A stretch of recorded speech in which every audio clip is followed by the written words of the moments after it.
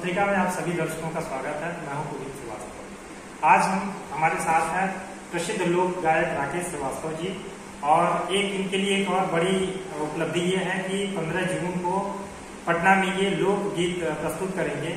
उत्तर प्रदेश और देश के कई हिस्सों में अपनी प्रस्तुति देने के बाद से राकेश श्रीवास्तव जी बिहार के पटना में अपनी प्रस्तुति देंगे। इस प्रस्तुति की खास बात यह है कि विदेश मंत्रालय के अधीन कार्य करने वाली ICCR और बिहार सरकार की सांस्कृतिक मंत्रालय द्वारा पटना में सांस्कृतिक कार्यक्रम का आयोजन किया गया है, जिसमें राकेश श्रीवास्तव जी लोकगीतों को प्रस्तुत करेंगे। आइए जानते हैं कि प्रस्तुति कैसे करेंगे, और इसके बारे में पूरी चर्चा करने के लिए हम बात करते हैं राकेश श्रीवास्तव जी। पत्रिका में आपका स्वागत है सर। 15 जून को बिहार के पटना में आप प्रस्तुति देंगे। किस तरीके से ये पूरी प्रस्तुति है, इसके बारे में थोड़ा सा दर्शकों को बताएं। देखिए, ये विदेश मंत्रालय द्वारा ICCR भारतीय सांस्कृतिक संबंध परिषद, यह ICCR दिल्ली में है और इसकी शाखाएं पूरे भारत में है, और अपने संस्कृति के आदान प्रदान के लिए यह संस्था काम करती है। विदेशों से कलाकार भारत आते हैं तो उनका कार्यक्रम होता है, अपने देश से बाहर विदेशों में कलाकार को जाते हैं उनका कार्यक्रम होता है।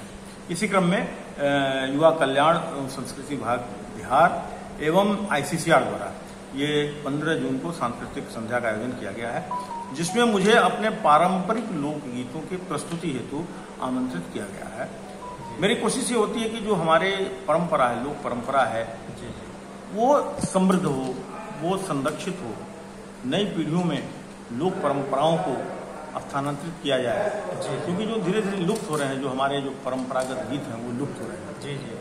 खासतौर से भोजपुरी में अश्लीलता का बहुत भरमार हो गया है। इस अश्लीलता के खिलाफ भी मैं हमेशा आवाज उठाता रहता हूँ और अपनी लोक परंपरा को समृद्ध करने के लिए हमेशा तत्पर हूँ। इसी क्रम में यह कार्यक्रम मैं वहाँ प्रस्तुत करूँ। आप भोजपुरी एसोसिएशन ऑफ इंडिया के राष्ट्रीय उपाध्यक्ष भी हैं जी। इस समय वर्तमान नीति और इसके कार्यों के बारे में थोड़ा सा बताएं। देखिए, ये सामाजिक और सांस्कृतिक संस्था है और मूल रूप से अपनी भाषा को संरक्षित करने के लिए, भाषा के संवर्धन के लिए ये संस्था काम कर रही है। जी। क्योंकि इसमें भोजपुरी भाषा जो है कि इस देश ही नहीं बल्कि विदेशों के कई देशों में भोजपुरी भाषा बोली जा रही है। जी। और अभी देखिए, बहुत शीघ्र ही उत्तर प्रदेश में भी भोजपुरी एकेडमी का स्थापना होने जा रहा है। भोजपुरी को भाषा की, तो भोजपुरी आजकल विदेशों में भी काफी लोकप्रिय होती जा रही है, और अभी उत्तर प्रदेश में भी माननीय मुख्यमंत्री जी ने घोषित भी किया है कि भोजपुरी एकेडमी की स्थापना की जाएगी। भोजपुरी को भाषा की दर्जा देने की भी निरंतर लड़ाई चल रही है, और मुझे आशा है कि बहुत ही शीघ्र ही भोजपुरी को संविधान की 8वीं सूची में भी दर्ज किया जाएगा। तो हमारी भाई संस्था भोजपुरी के सम्मान के लिए निरंतर लड़ रही है, भोजपुरी में अश्लीलता के खिलाफ हमेशा आवाज उठा रही है। अपनी लोक परंपरा समृद्ध रहे, इसके लिए हम निरंतर काम कर रहे हैं। नए प्रतिभाओं को हम लोग मंच देने का काम करते हैं कि अपनी लोक परंपरा से जुड़ें, अपनी लोक संस्कृति से जुड़ें, क्योंकि हमारे जो संस्कार हैं, हमारे जो भोजपुरी में जो संस्कार गीत हैं, वो धीरे धीरे लुप्त होता जा रहा है। उस संस्कार गीतों की पुनर्स्थापना के लिए हम लोग तत्पर हैं, और नए नए प्रतिभाओं को हम लोग मंच दे रहे हैं, उनको गीत सिखा रहे हैं। गीत सिखा के उनकी प्रस्तुति के लिए हम उनको मंच में जी।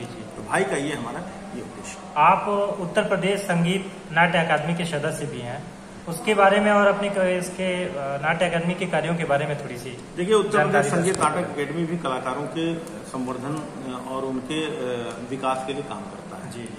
अभी गत दिनों पिछले महीने में हमने 5 दिन का नाट्य उत्सव कराया था। जी। इसमें प्रदेश के कई जिले के नाट्यकर्मी यहाँ पर आए थे और अपनी उत्कृष्ट प्रस्तुति गोरखपुर में दिए थे। जी।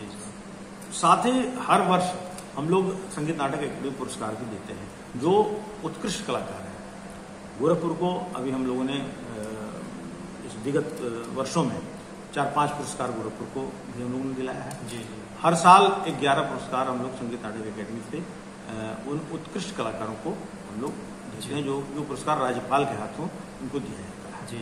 और तमाम वर्कशॉप, कार्यशालाएं संगीत की, कथक की, लोक संगीत की, गायन की, वादन की, भजन की, रामचरितमानस की, हर तरह की कार्यशालाएं आयोजित की जाती हैं, उसमें नए बच्चों को सिखाया जाता है, सिखाकर उनको मंच प्रदान करना संगीत नाटक अकेडमी का मुख्य उद्देश्य है। जी, बात करने के लिए बहुत बहुत धन्यवाद। धन्यवाद।